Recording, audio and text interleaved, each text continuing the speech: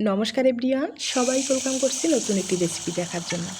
আশা করি আপনারা সবাই ভালো আছেন। আজকে নিয়ে আসলাম পাকা তালের মালপোয়া। পাকা তাল দিয়ে যে এত সুন্দর মালপোয়া তৈরি করা যায় আপনারা হয়তোবা না দেখলে বিশ্বাস করতে পারবেন না।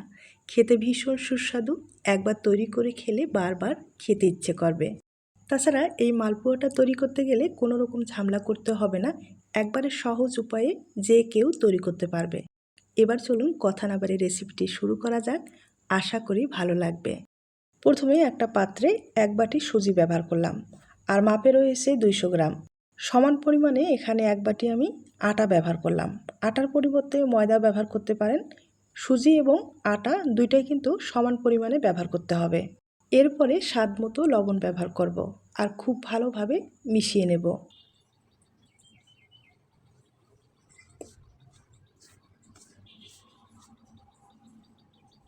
এখন এখানে মিষ্টির জন্য 2 চামচ চিনি ব্যবহার করব। আর যেহেতু মালপোয়াটা শিরাতে ব্যবহার করা হবে তাই পরিমাণে কমই ব্যবহার করলাম। আপনারা কিন্তু বেশি কম করে ব্যবহার করতে পারেন।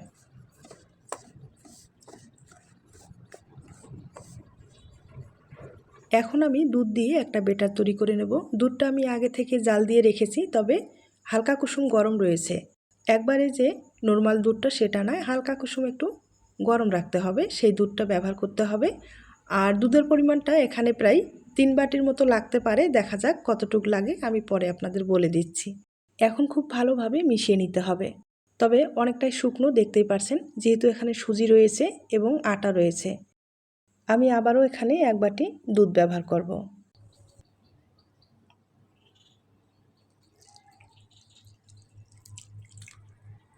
এখন খুব ভালোভাবে মিশিয়ে নিতে হবে।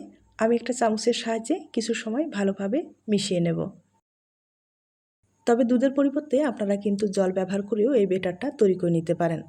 আর যেহেতু পিঠাটা একটু নরম হবে, খেতে ভালো লাগার জন্য অবশ্যই পারলে দুধটা ব্যবহার করবেন, দেখবেন খেতে দুর্দান্ত স্বাদ হবে। তাছাড়া পিঠাটা এতটাই নরম হবে, মুখে দিলেই কিন্তু মিলিয়ে যাবে। এখন খুব ভালোভাবে আমি মিশিয়ে নেব। আর হ্যাঁ, এখানে যেহেতু সুজিটা ব্যবহার করা হয়েছে, একটু সেট হওয়ার জন্য সময় দিতে হবে।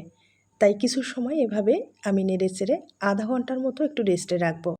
আর আপনাদের হাতে যদি সময়টা থাকে সেক্ষেত্রে 1 ঘন্টার মতো রেস্টে রাখবেন, দেখবেন খুব ভালো একটা রেজাল্ট আসবে। আমি এবার একটা ঢাকনা দিয়ে প্রায় 30 মিনিটের মতো রেস্টে রাখবো।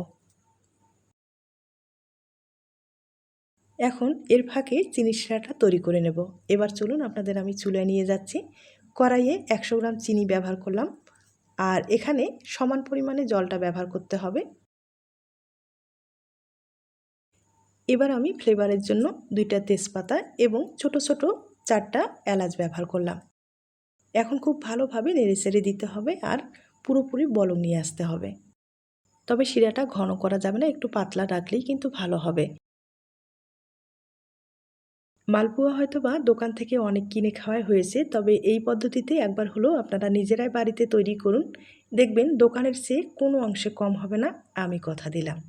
খেতে যে এতটা ভালো হয় না, আপনারা একবার তৈরি করে খেলে এই মালপোয়ার স্বাদ কিন্তু কখনো ভুলতে পারবেন না।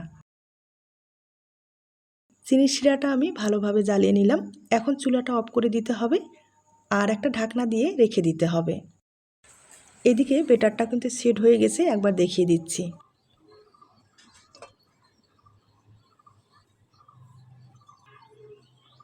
ব্যাটারটা ভালোভাবে সেট হয়েছে, আর সুজি যেহেতু দেওয়া রয়েছে অনেকটাই ফুলে গেছে, দেখতে পারছেন। এখন এখানে দুধ দিয়ে দিতে হবে। দুধ দিয়ে ব্যাটারটাকে খুব ভালোভাবে ফেটিয়ে নিতে হবে।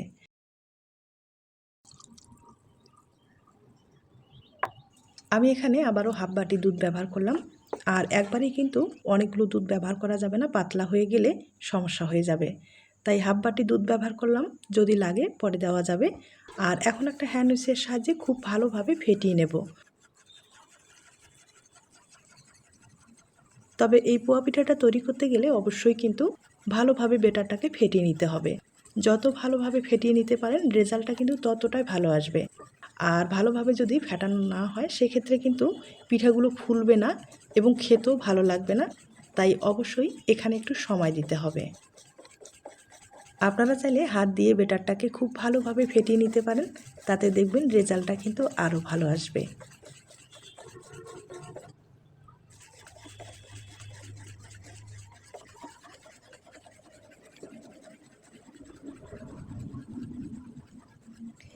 বেটারটা আমি একটু সময় নিয়ে ভালোভাবে ফেটিয়ে নিলাম। আর এখন যে উপকরণগুলো দিতে হবে একবার দেখিয়ে দিচ্ছি। এখানে এখন তালের রসটা ব্যবহার করব। আর তালের রসটা আমি আগে থেকেই রেডি করে রেখেছি। এবার 2 চামচ তালের রস ব্যবহার করব। তবে বেশি ব্যবহার করার দরকার হবে না, তালের রসটা কিন্তু অনেকখানি মিষ্টি রয়েছে। এখানে 2 চামচ ব্যবহার করলেই কিন্তু হয়ে যাবে। এখন যেটা করতে হবে, আমি 1 চামচ এখানে ময়ূরি দিয়ে দিব। মানে ময়ূরিটা হালকা আছে, কিছু সময় একটু ভেজে নিয়েছি, এরপরে পাটায় বেটে ব্যবহার করলাম, তাতে ফ্লেভারটা খুব ভালো আসবে। আর এখানে 1 চামচ ঘি ব্যবহার করলাম। এরপরে দিয়ে দিব 1/2 চামচ গোলাপ জল। এভাবে একবার তৈরি করে দেখবেন, দোকানের চেয়ে কোনো অংশে কম হবে না। আমি আবারও কথা দিচ্ছি, অবশ্যই এই পদ্ধতিতে একবার হলেও বাড়িতে তৈরি করে দেখবেন। এখন সব কিছু উপকরণ খুব ভালোভাবে মিশিয়ে নিতে হবে। তবে আবারও বলবো, একটু ভালোভাবে ফেটিয়ে নিতে হবে। যত ভালোভাবে ফেটিয়ে নিতে পারেন রেজাল্টটা কিন্তু ততটাই ভালো আসবে। আমি আবারও কিছু সময় ব্যাটারটাকে একটু ফেটিয়ে নেব।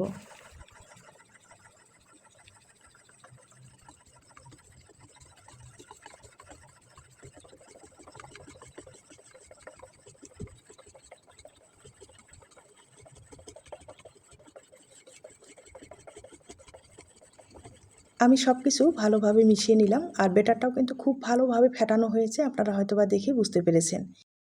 আর এরকম ব্যাটার তৈরি করলে যে কেউ খুব সহজেই পিঠাটা তৈরি করে নিতে পারবে। আর পিঠাটা তেলে দেওয়ার সাথেই কিন্তু ফুলে উঠবে। আর ঘনত্বটা আমি এবার আপনাদের দেখিয়ে দিচ্ছি।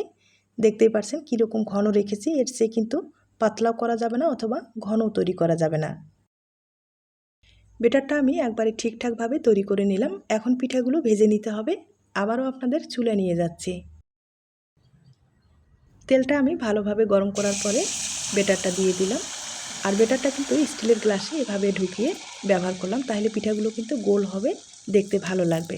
আপনারা চাইলে চামচের সাহায্য দিতে পারেন।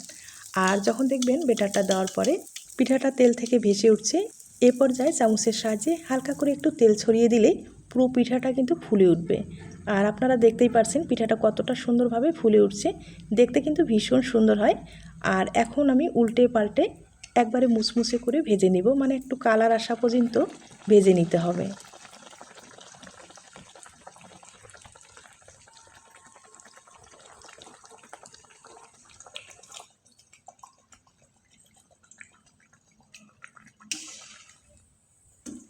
এই পিঠায় যেহেতু তাল ব্যবহার করা হয়েছে, তাই হালকা আছে কালারটা নিয়ে আসতে হবে।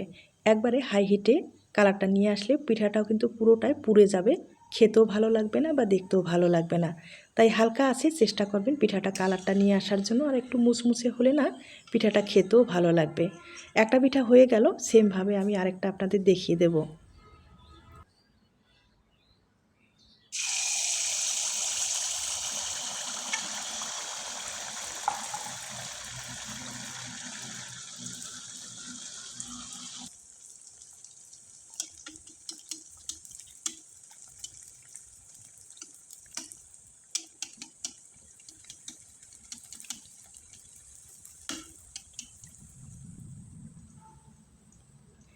দেখতেই পাচ্ছেন প্রত্যেকটা পিঠাই কিন্তু খুব সুন্দরভাবে ফুলে উঠেছে। আর আবারও বলছি, যেটা আমি বারবারে বললাম, ব্যাটারটা কিন্তু ভালোভাবে ফেটিয়ে নিতে হবে, একটু সময় নিয়ে ফেটিয়ে নিতে হবে।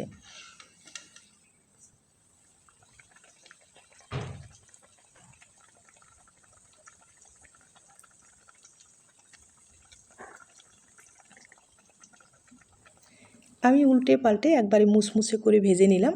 আর এখন পিঠাটাকে তুলে চিনি শিরাতে ব্যবহার করতে হবে, তাহলে পিঠাটা খেতে কিন্তু আরও ভালো লাগবে।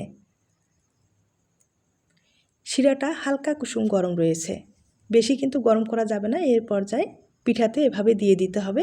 তবে শিরাতে যে ভিজিয়ে রাখবেন সেটা করার কোনো দরকার হবে না, শুধু এভাবে দিয়েই আপনারা তুলে নিতে পারেন।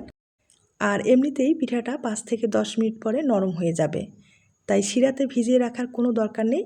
শিরাতে এভাবে দেওয়ার পরেই আপনারা পরিবেশন করতে পারেন। আর হ্যাঁ, আপনারা যদি একবারে নরম খেতে না চান সেক্ষেত্রে এভাবে মুসমুসে করে ভাজানোর পরে শিরা ব্যবহার করেই কিন্তু খেতে পারেন। দেখবেন একটা মুসমুসে ভাব থাকবে এবং মিষ্টি থাকবে, খেতে খুব ভালো লাগবে। আর যদি একান্তই আপনারা নরম খেতে চান সেক্ষেত্রে শিরাতে আপনারা 5 মিনিটের মতো এভাবে ভিজিয়ে রাখতে পারেন, মানে আপনাদের পছন্দ মতো খেতে পারেন। এরপরে আপনাদের আমি পরিবেশন করে দেখিয়ে দিচ্ছি। তার আগে ছোট্ট একটা রিকোয়েস্ট থাকবে, পিঠার এই রেসিপিটি আপনাদের কাছে যদি ভালো লেগে থাকে বা আপনার কোনো উপকারে আসতে পারে তাহলে কিন্তু একটা লাইক দিতে পারেন। এই পিঠা দেখলে যে কেউ লোভ সামলাতে পারবে না, তাই রিকোয়েস্ট থাকবে তাল থাকতেই কিন্তু একবার হলো এই পদ্ধতিতে এই মালপোয়াটা তৈরি করে দেখবেন, আপনার ফ্যামিলি অনেক পছন্দ করবে। তাছাড়া হঠাৎ কোনো অতিথি আপ্যায়নে এই মালপোয়াটা আপনারা খুব সহজেই তৈরি করে দিতে পারেন, আপনার অতিথি কিন্তু অনেক খুশি হবে। এবার একটা পিঠা আমি ভেঙে দেখিয়ে দিচ্ছি যে ভিতরটা কীরকম হয়েছে। আর পিঠার কালারটা দেখতেই পাচ্ছেন কতটা সুন্দর এসেছে। এবার একটা পিঠা আমি ভেঙে দেখিয়ে দিচ্ছি।